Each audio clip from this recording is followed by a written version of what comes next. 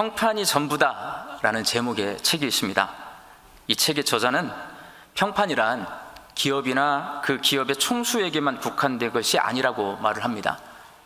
혈연, 학연, 지연으로 얽힌 우리 한국 사회에서는 두세 사람만 건너가면 개인이든 단체든 대부분 그 실체가 드러나게 됩니다.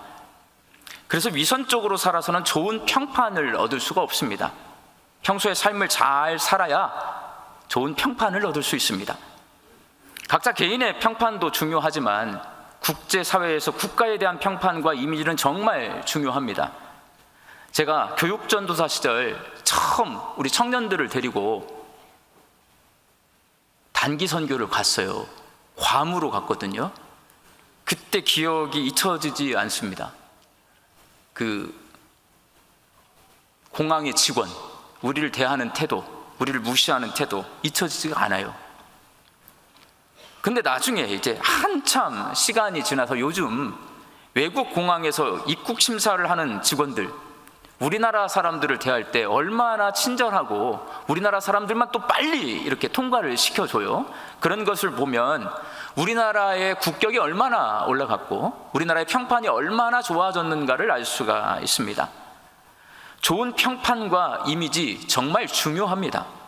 여러분, 광주 베델교회 평판이 좋습니까? 안 좋습니까? 좋습니까? 네. 개인적으로 저는 세 가지 이유 때문에 광주 베델교회를 좋아합니다. 첫 번째, 저는 광주 베델교회 오늘 처음 온 것 아니에요. 여기 말씀은 처음 증거하지만 우리 이 목사님과 함께, 이종민 목사님과 함께 전남로의 몇몇 교회 목사님들이랑 아침에 일찍 건너편에 카페가 있잖아요. 거기에서 만나가지고 목회 이야기도 하고 여러 가지 서로 교제도 하고 하는데, 큰 형님이세요. 우리 이종빈 목사님이 밥을 얼마나 잘 사주는지 몰라요. 밥 잘 사주시는 목사님이 여기 목회하고 계시기 때문에 저 광주 베델교회 좋아요. 두 번째 이유는 여러분은 잘 모르시겠지만 제가 목회를 꽤 잘하고 있어요. 광주 양림교회에서 제가 이렇게 목회 리더십을 가진 목회자가 될 수 있도록 도움을 주신 장로님이 광주 베델교회 은퇴 장로님으로 계십니다. 현재 계세요. 어디 계신지 잘 안 보여요. 교회가 커가지고. 목회자가 되는데 제게 가장 큰 문제는 저의 내성적인 성격이었습니다. 아마 이걸 극복하지 못했으면 제가 목회를 못했을 거예요. 그런데 제가 청년 시절 저를 사랑해 주셨던 제 시골교회 장로님께서 저를 사랑하는 마음으로, 그 장로님 동생이 그때 논산훈련소의 인사과장으로 계셨거든요. 제가 논산훈련소에 입대를 하니까 동생에게 부탁을 해서, 저는 거기 있고 싶지 않은데 저는 군대 갈 때 운전면허증을 따가지고 운전병을 하려고 갔는데, 그래서 제 부대원들은 전부, 저랑 훈련받던 모든 부대원들은 전부 전방으로 훈련받으러, 수송훈련받으러 갔는데 저만 남더라고요. 그 장로님이 저를 논산훈련소에 남게 하셨습니다. 논산훈련소는 교육기관이에요. 훈련병들을 가르치는 기관입니다. 제가 거기서 근무를 하면서 훈련병들 앞에 서는 훈련을 하게 되었는데, 그것이 지금 목회를 하게 만들어줬어요. 남 앞에 서게 하고 군인들을 통솔하게 하고 다 훈련소에서 배웠습니다. 그 장로님, 저를 그렇게 논산훈련소에서 훈련받게 해주신 장로님, 광주 베델교회 은퇴 장로님이세요. 그래서 저는 광주 베델교회가 고맙고 좋아요. 제가 목회할 수 있도록 도와줘서. 광주 베델교회가 좋은 세 번째 이유, 제가 되게 목회를 잘해요. 여러분, 생각보다.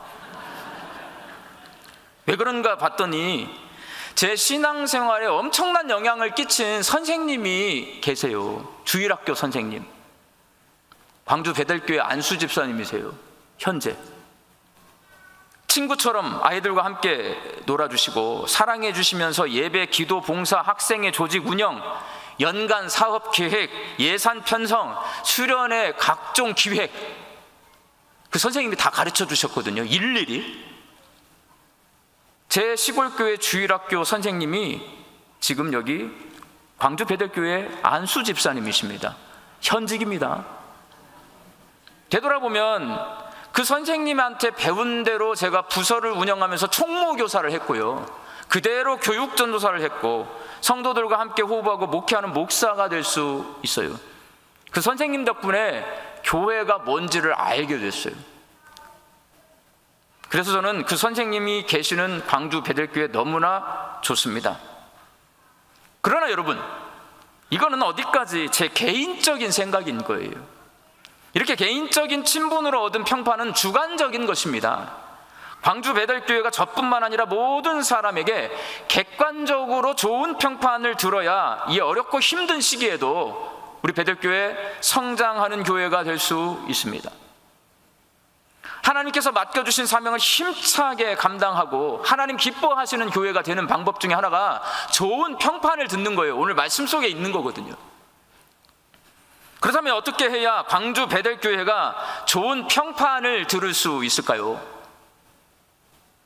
교회가 좋은 평판을 얻기 위해서는 교회 본래의 모습을 간직하고 있으면 사람들이 교회를 칭찬합니다.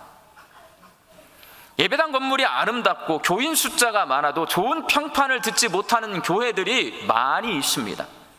선교와 전도도 열심히 하고 구제사역도 정말 많이 하는데 지역 섬기는 일을 열심히 하는데도 불구하고 사람들에게 좋은 평판을 듣지 못하는 교회가 이 시대에는 너무나 많습니다.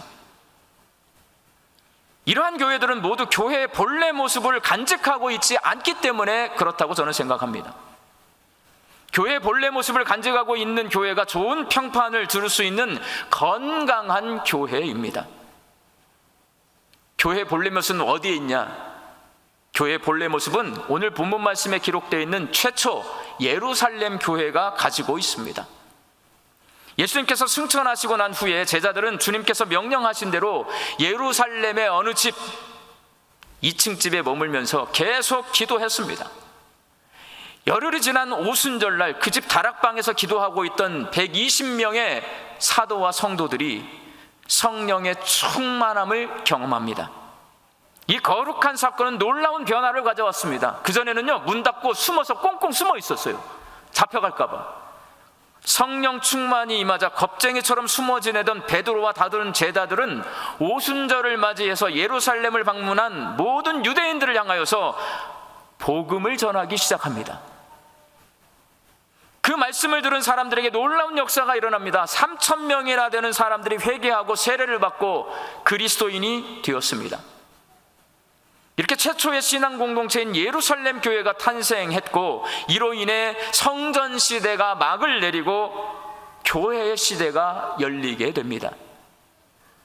이스라엘 백성이 출애굽한 후에 맞이한 첫 번째 오순절, 시내 광야에서 맞이했고요, 그때 하나님께서는 율법을 주시면서 언약을 체결하십니다. 율법을 받은 이스라엘 백성들 성막을 지었습니다. 성경에 기록되어 있는 이스라엘 백성들이 출애굽한 후에 첫 번째 맞이한 오순절은 율법을 받고 성막 시대가 시작된 거예요. 그런데 예수님이 부활하신 후 맞이한 첫 번째 오순절에서는 성령께서 강림하십니다. 그리고 새 언약이 체결되었고 예수 그리스도의 복음의 시대가 열렸는데 뭐와 함께 열리냐? 교회와 함께 열리는 거예요.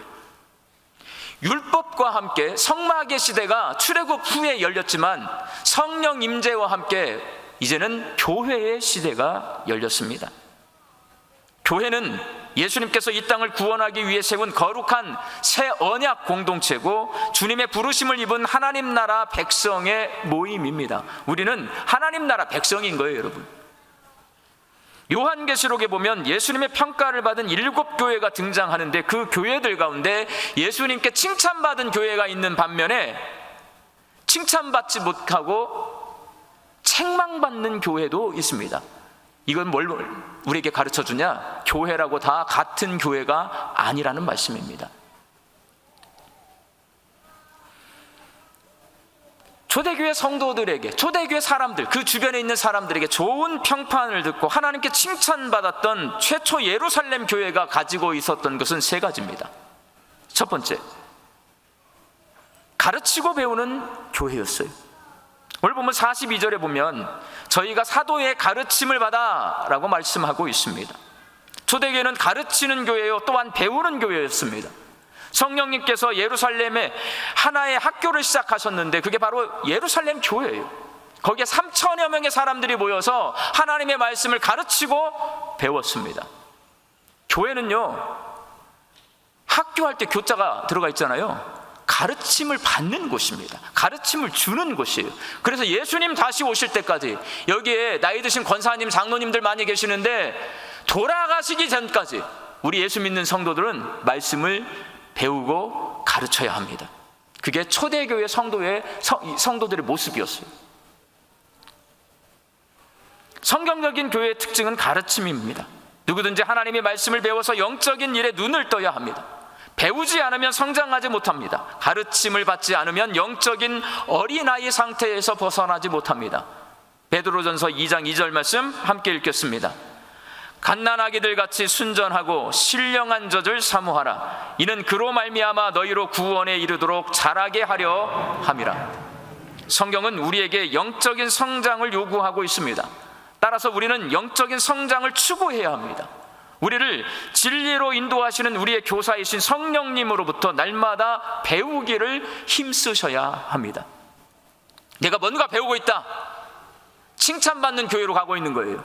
나 아무것도 안 배우고 있다, 예배만, 주일 예배만 겨우 드리고 있다, 베들교회 칭찬 못 받습니다.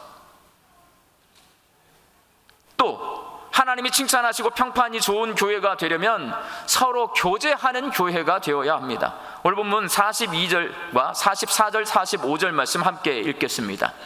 서로 교제하고 떡을 떼며 믿는 사람이 다 함께 있어 모든 물건을 서로 통용하고 또 재산과 소유를 팔아 각 사람의 필요를 따라 나눠주며. 초대교회 성도들은 떡을 떼며 교제했는데 이는 성찬식을 행한 것입니다. 그들은 유대인들의 성전이나 회당을 벗어나서 예수 그리스도의 십자가 죽음을 기억하는 예배를 드렸습니다. 그리고 서로 교제하는 교회였습니다. 여기서 말하는 교제는 단순히 둘러앉아서 서로 이야기하고 들어주고 이런 교제가 아니에요. 성경이 말하는 교제는 헬라어로 코이노니아입니다. 코이노니아는 어떤 뜻을 가지고 있는가? 다른 사람들과 무엇인가를 서로 나눈다라는 뜻을 가지고 있습니다. 뿐만 아니라 서로 무엇을 공유하다라는 뜻을 가지고 있습니다. 초대교회 성도들은 자기보다 가난한 성도들을 위해서 자신의 재산을 팔아 나누어 주었습니다. 그렇게 초대교회는 나의 필요를 채우기보다 서로의 필요를 채우는 교회였습니다. 그게 교제예요, 여러분. 초대교회 교제, 코이노니아, 함께 나누고 사는 거예요. 그런 교회가 칭찬받는 거예요, 하나님께. 또한 하나님이 칭찬하시고 평판이 좋은 교회가 되려면 힘써 기도하는 교회가 되어야 합니다. 오늘 본문 42절 하반절 말씀에 오로지 기도하기를 힘쓰니라 라고 기록되어 있습니다. 초대교회의 특징 중에 하나가 뭐냐면 기도입니다. 그들은 모이기만 하면 기도했습니다. 초대교회가 탄생될 때에 기도할 때 탄생된 거예요. 그들은 공동체에 처리해야 할 문제가 많이 있으면 먼저 기도하기 시작했습니다. 그들은 성령보다 앞서지 않았고 무슨 일을 할 때 기도보다 앞서지 않았습니다. 기도로 시작했어요, 모든 것을. 이는 예수님도 마찬가지였습니다. 예수님은 매사에 하나님의 기도를 우선으로 했어요. 사역이 많아지고 분주할 때면 반드시 이른 새벽 시간을 내어서 한적한 곳으로 가서 하나님 앞에 기도하셨습니다. 십자가를 짊어져야 하는 일생일대의 고비 앞에서도 모든 것을 뒤로하고 겟세마네 동산에 올라가셔서 땀방울이 핏방울이 되도록 하나님 앞에 간절히 기도하셨습니다. 그 기도를 통해 예수님께서는 승리할 수 있었습니다. 초대 예루살렘 교회 성도들이 힘써 기도했더니 오늘 보면 47절 말씀이 일어난 거예요. 47절 말씀 함께 읽겠습니다. 하나님을 찬미하며 또 온 백성에게 칭송을 받으니 주께서 구원받는 사람을 날마다 더하게 하시니라. 온 백성에게 칭송, 좋은 평판을 들었다는 말씀입니다. 구원받은 사람이 날마다 많아졌습니다. 교회가 성장했다라는 말씀입니다.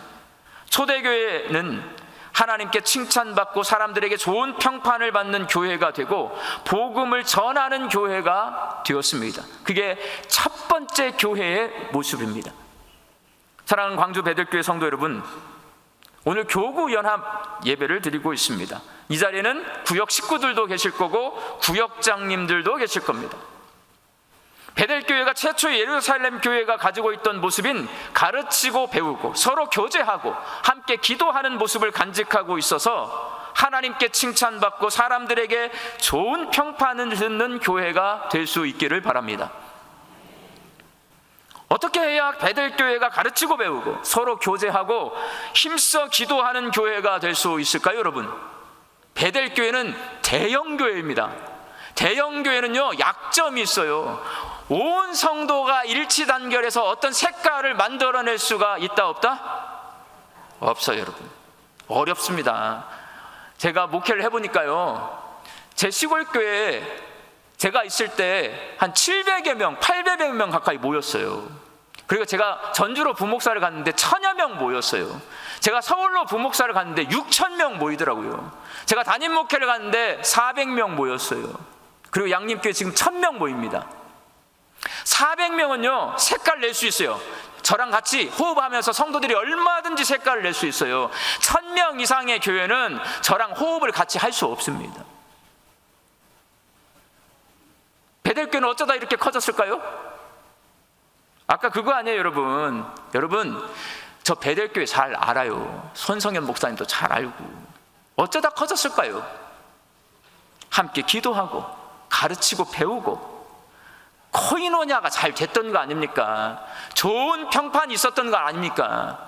그러면서 교회가 성장한 것 아닙니까? 그러다 보니 이렇게 커진 것 아닙니까? 커져 보니 문제가 생긴 것 아닙니까? 옛날처럼 한 목소리를 낼 수가 없습니다.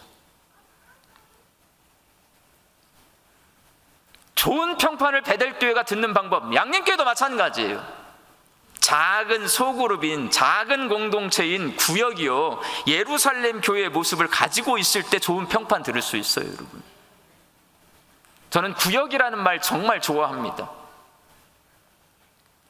저는 어릴 적 엄마 손잡고 구역 모임에 따라다녔어요. 저희 집에서도 구역 모임을 했고, 그리고 다른 집에 가서도 엄마 손잡고 가서 구역 모임을 해봤습니다. 구역 모임에 대한 아름다운 추억이 있어요. 왜? 집에서는 엄마가 절대 주지 않는 간식을 구역 모임을 가면 줘요.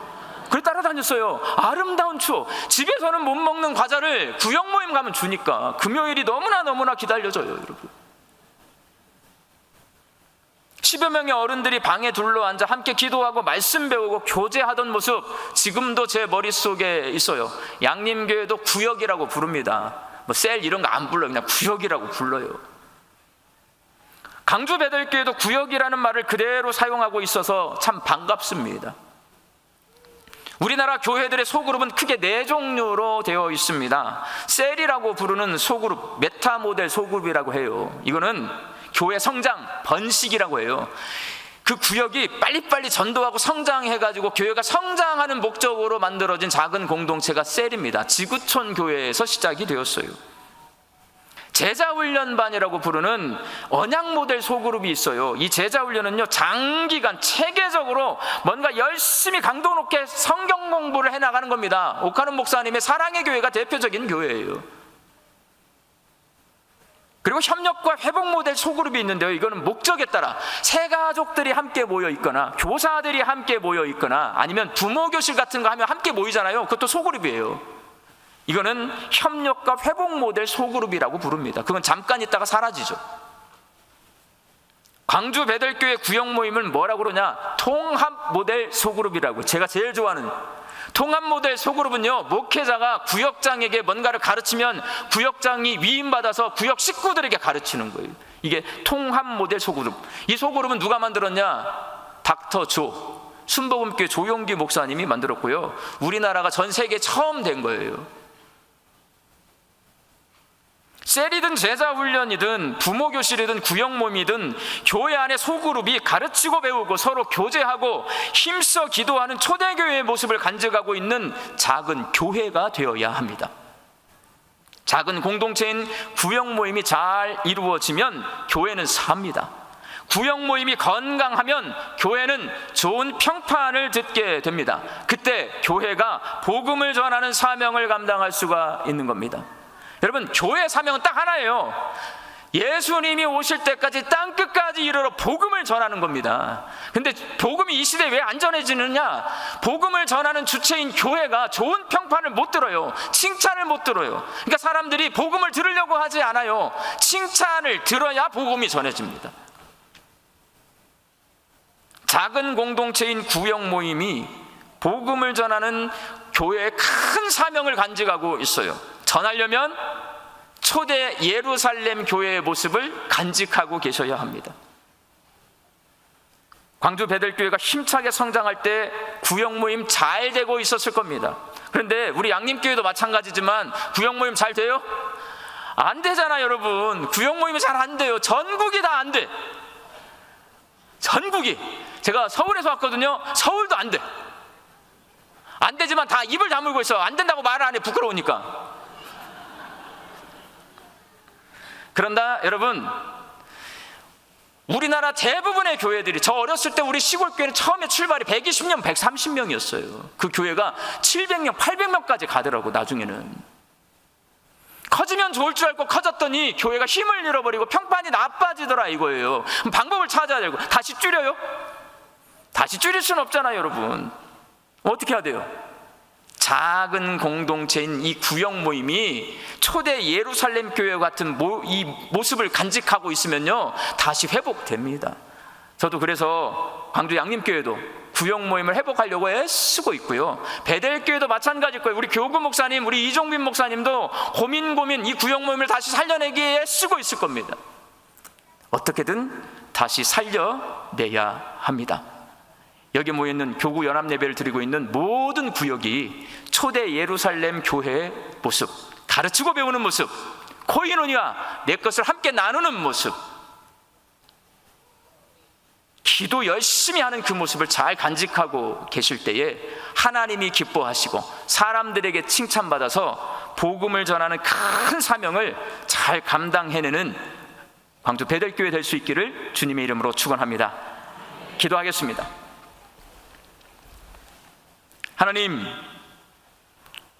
광주 베델교회, 작은 교회인 구역 모임이 하나님께서 주신 복음을 전하는 사명을 간직한 작은 교회임을 깨닫게 하여 주시어서 하나님 함께 기도하게 하여 주시옵소서. 가르치고 배우게 하여 주시옵소서. 코이노니아의 교제를 나눌 수 있도록 하여 주시옵소서.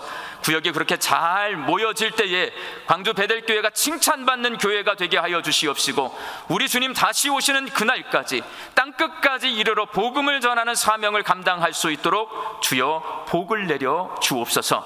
예수님의 이름으로 기도하옵나이다. 아멘.